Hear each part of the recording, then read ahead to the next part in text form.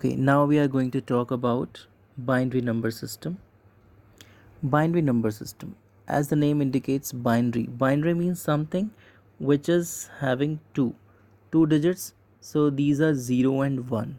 That's why the name is binary. In binary number system, it is very important for all of us to understand that digital computers use only this number system. Why? Because computers cannot understand other language. That's why for understanding of computer, we need to convert every number into its binary equivalent. If it is not converted into binary, computer cannot understand any kind of human language. Fine.